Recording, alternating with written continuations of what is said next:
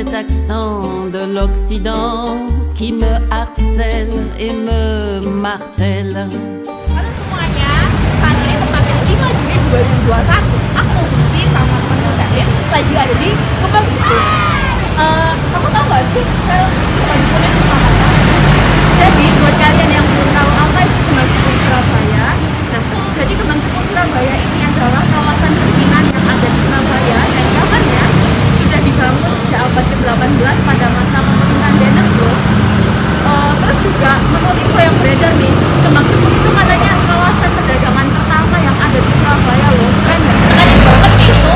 Kalian penasaran nggak nih tentang cerita Kembang Jepun ini?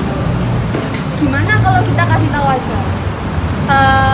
Kasih tahu lah ya. Tahu dong. Jadi aku sama Gusti hari ini di sini kita akan mengulik sejarah dari Kembang Jepun Surabaya.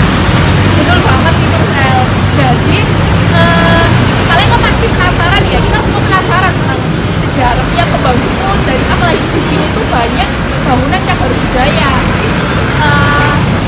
Mulai dari bahkan bukan cagar budayanya doang, karena Kembang Jepun juga jadi salah satu ikonik perdagangan di Surabaya. Pasti banyak banget cerita yang bisa kita dapetin dari sini. Kalau kalian kepo, kita bisa lanjut sekarang. Yuk ikut yuk.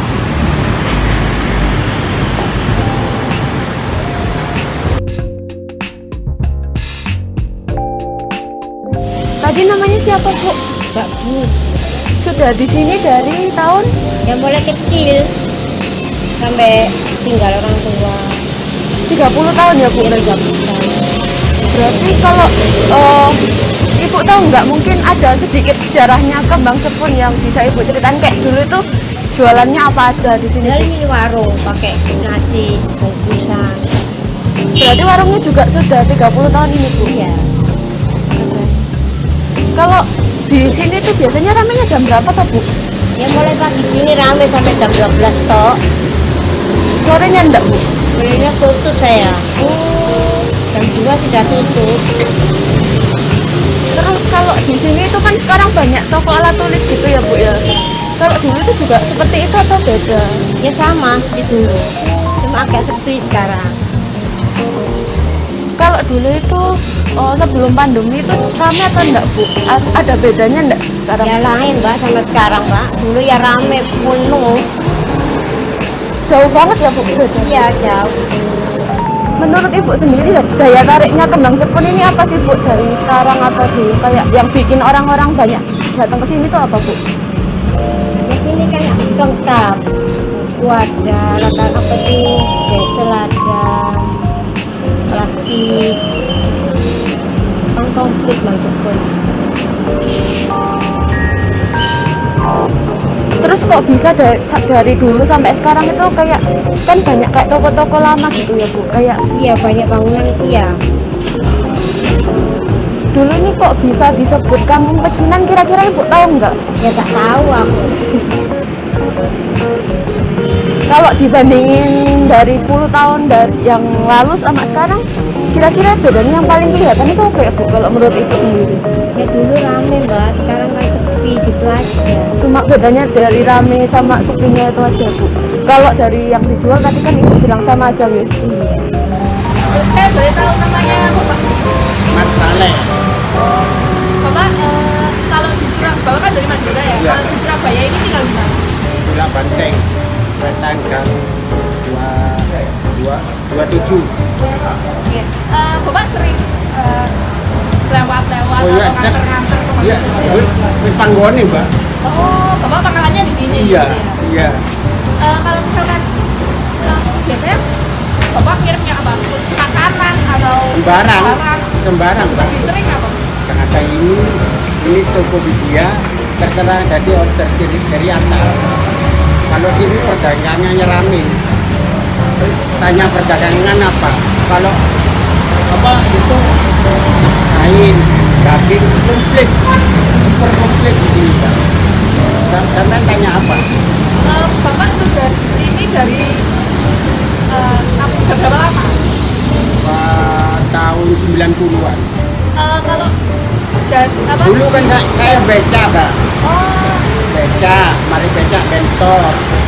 Katanya Sayyidina Umar ikut zamannya, berhubung zamannya aplikasi, ikut aplikasi biar nggak ketinggalan zaman. Katanya Sayyidina Ali, ya penting jujur halal itu. Bapak pangkalannya Jadi di sini Kembang Jepun ini udah dari tahun 90. berarti Bapak ini udah tahu Kembang Jepun dari sebelum pandemi. Iya, udah rame. Kira-kira ada perbedaannya kayak gimana? Mungkin Bapak waktu ke Kembang Jepun kalau malam itu ada acara apa rame gitu atau Ya. setelah Kalau dulu rame, sejak pandemi nggak rame. Rame saja ya. Sukses.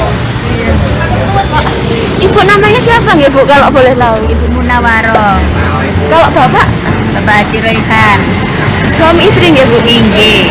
Sudah berapa lama Bu di sini? Di sini tuh mulai tahun 74 lah. Lama ya? Tapi dulu tuh di Jalan Panggung. Terus kita kena gosip, nggak boleh jualan di situ. Satpol PP akhirnya, yo geser-geser sini akhirnya cari nafkah. Jalan Panggung itu dekat sini Pak Bu? Itu loh nak sing jalannya sih. Berarti itu sing ngalar loh. Pom bensin itu Bu? Oh, udah sampai kan sini. Oh, saya bukan orang sini jadi Iya. nggak tahu. Berarti dari dulu jualannya apa Bu kalau boleh tahu? Boleh kacang hijau. Oh, ya sama ibu sama bapak atau turun temurun juga? Iya, ini periode yang kedua dulu ayah ibu. Oh, resep keluarga nggih Bu ya? Iya. Terus kalau dulu itu menurut ibu kan sudah lama di sini nggih Bu? Kalau perbedaannya Kembang Jepun dari 10 tahun yang lalu sama sekarang itu apa Bu kira-kira bedanya? Nggak ada beda ya, cuman kalau bangunannya itu cuma direnovasi, tidak boleh dihilangkan nah, jejak sejarah itu. Pokoknya ya bangunan yang tinggi-tinggi tinggal direnovasi, diperbarui, tidak boleh dihabiskan. Memang tinggalan Belanda semua nggih Bu? Iya, Cagar budaya itu ya Bu? cagar budaya. Iya. Terus kalau biasanya di sini tuh ramenya dari jam berapa nggih Bu? Ramenya itu mulai jam 8 sampai jam ya hari-hari biasa sampai jam 5 sore lah nak. Apalagi situ kan dekat pasar ikan, Pabean. Tapi kalau ibu jualannya biasanya nggak sampai sore nggih Bu? Nggak sampai, paling siang jam 2.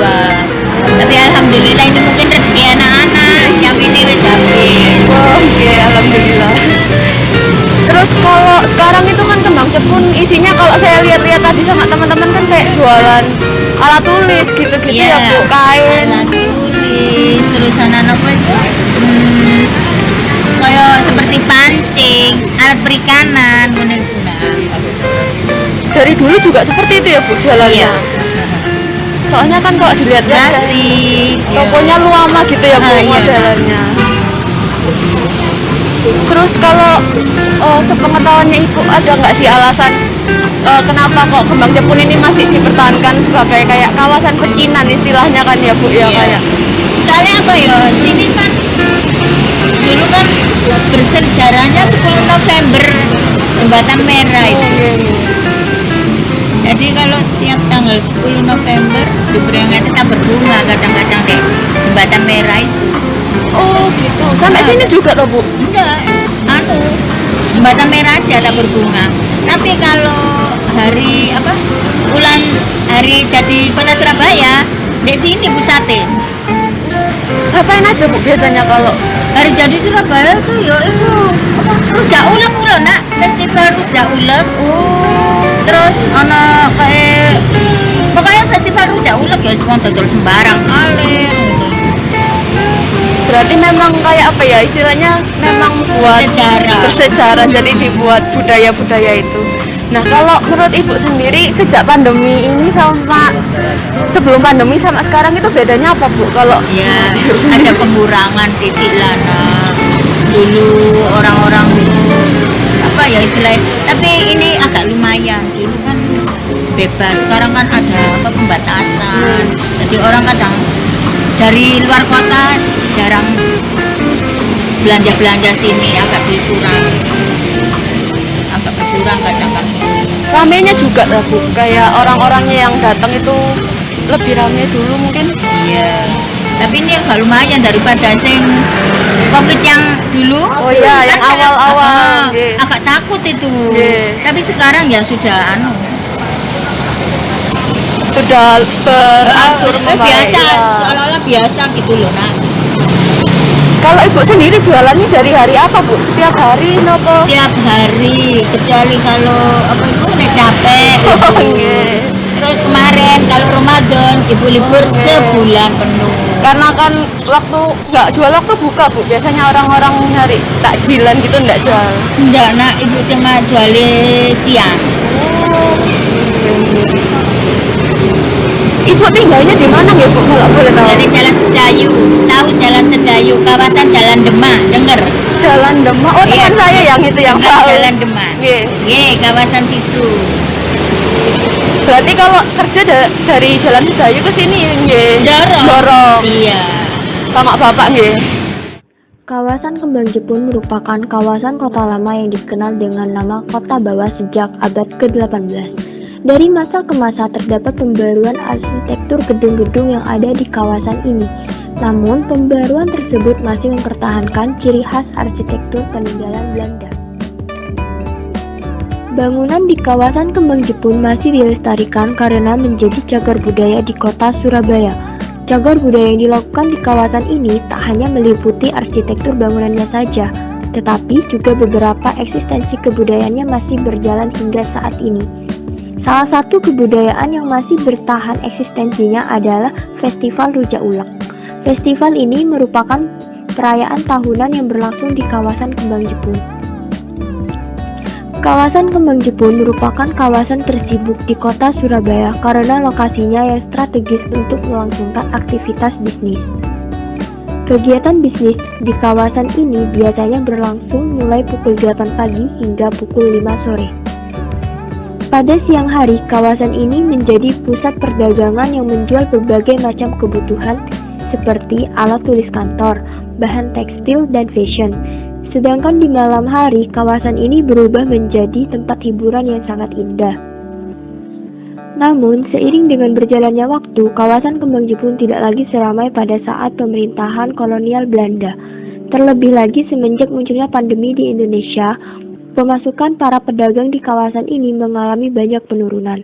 Hal ini disebabkan oleh penerapan social distancing dan pembatasan dari pemerintah, sehingga mengakibatkan banyak orang-orang dari luar kota yang tidak dapat melakukan aktivitas perbelanjaan di kawasan ini lagi. Ternyata menarik banget ya secara bertahun-tahun itu Kembang Jepun ini. Bener banget, aku juga kayak baru tahu dan menurutku itu wow banget gitu loh. Kayak yang selama ini aku gak pernah tahu dan jadi tahu sejak melakukan penelitian ini dari ini. Lucu banget deh. Sebenarnya di negara kita ini masih banyak banget budaya yang diwarisi dan aku rasa itu kewajiban buat kita, buat pemuda Indonesia buat jaga budaya-budaya ini. Betul banget, kita nggak cuma bangga aja, tapi harus melestarikan warisan budaya yang kita punya sebagai bangsa Indonesia. Aku setuju banget sih, karena kayak banyak gitu loh dari budaya-budaya kita yang kayak masih kalah dibangga-banggain sama budaya dari luar. Kita juga sebagai generasi muda harus melestarikan itu tadi sih buat anak cucu kita biar mereka masih bisa menikmati kebudayaan dan kita yang keren ini. Oh iya, kita berdua juga mengucapkan terima kasih buat teman-teman yang sudah menonton video ini sampai terakhir dan mengikuti kita selama hari ini mengulik sejarah Kembang Jepun. Harapan dari kami semoga dari video sederhana kami ini bisa diambil hikmahnya dan bisa ditanamkan dalam diri kita kalau kita sebuah budaya itu. Sampai jumpa di vlog-vlog kami berikutnya. Dadah!